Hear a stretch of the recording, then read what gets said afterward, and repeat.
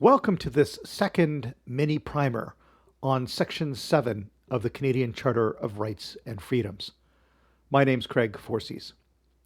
In this charter short, we focus on the right to make full answer and defense in criminal proceedings guarded by Section 7. Before listening to this charter short, it is advisable to first watch my overview of Section 7.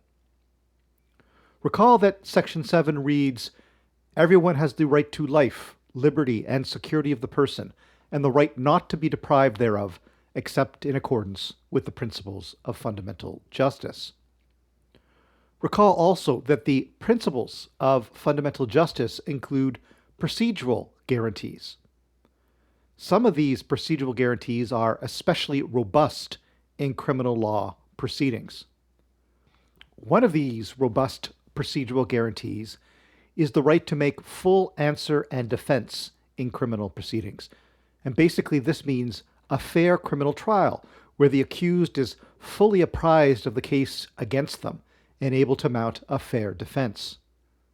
Whereas in the past, trial by ambush was an accepted legal strategy, that is no longer acceptable.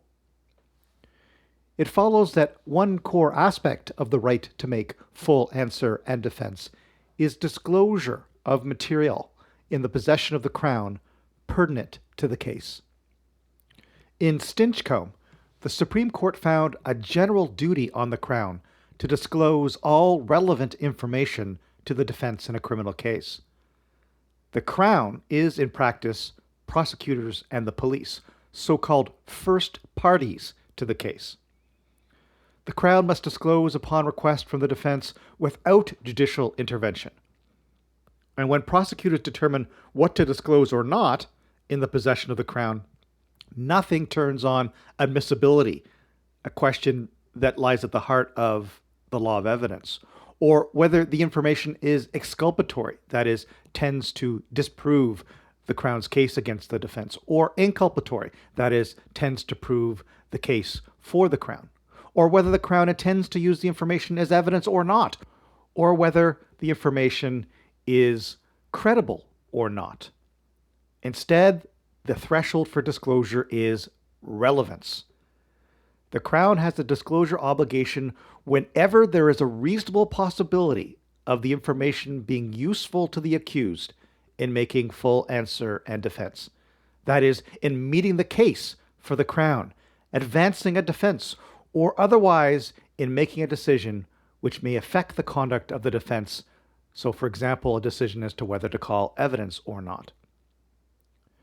Stinchcombe prescribes this low threshold, and where it is resisted, the Crown bears the burden of justification. But there are limits to Stinchcombe. The implicit expectation in Stinchcombe is that the Crown and police have information for criminal law purposes only, and therefore their information holdings are likely relevant to begin with, and that they comprise the case against the accused. But this may not always be true, and Stinchcombe does not oblige disclosure of every possible piece of information in the police or the prosecutor's possession relating to the case. The Crown and the police have no obligation to disclose information that is clearly irrelevant. As the Supreme Court has said, there is no constitutional right to adduce irrelevant or immaterial evidence. And so the aperture, the size or scope of relevance, depends on what is charged by the police and any reasonable possible defenses to those charges. Nor does the Crown have an obligation to disclose so-called background information or operational records not specific to any particular investigation. Such information includes, for example, the maintenance records concerning a piece of technology used in an investigation. Nor does Stinchcombe eliminate privileges in the law of evidence like solicitor-client privilege, or certain statutory limits on disclosure protecting other interests, such as Section 38 of the Canada Evidence Act relating to the disclosure of national security-related information. Now, the Stinchcombe disclosure obligation is on the Crown. It does not extend directly to the information holdings of other government agencies or private parties. These are so-called third parties to the prosecution. This does not mean that a government third party has no disclosure obligations. Moreover, the Crown does have an obligation to make reasonable inquiries of third-party state agencies who may be in possession of relevant information. But the third-party disclosure standard is different from Stinchcombe. Instead, it is governed by an approach adopted by the Supreme Court in another case called O'Connor. The O'Connor approach does set a higher threshold on disclosure to the defense than does Stinchcombe, one of likely relevance rather than not clearly irrelevant. This O'Connor threshold is significant but not onerous and excludes fishing expeditions for irrelevant evidence. But O'Connor differs most dramatically from Stinchcombe in creating a judicial gatekeeper to disclosure. Under O'Connor, the defense must persuade a court to order disclosure.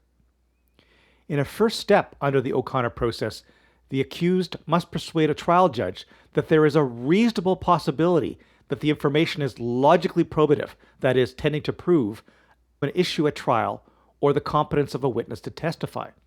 Or put another way, the defendant must show that the information is relevant to a material issue at trial.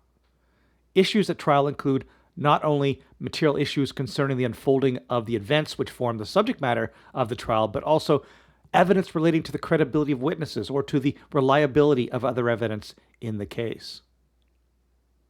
And if the defense succeeds, then the judge will order production of this information for the judge's own review. In this second stage, the judge weighs the different considerations favoring disclosure over non-disclosure to the accused. The case law does not propose a closed list of considerations guiding this assessment.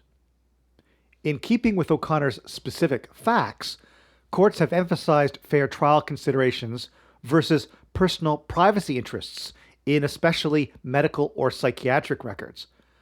But the Supreme Court's decision in McNeil suggests that once the trial judge concludes that material is in fact relevant, it will be disclosed to the defense, albeit perhaps in a form that mitigates the privacy impact, if there is such an impact. This ends this mini primer on the right to full answer and defense in Section 7 of the Canadian Charter of Rights and Freedoms.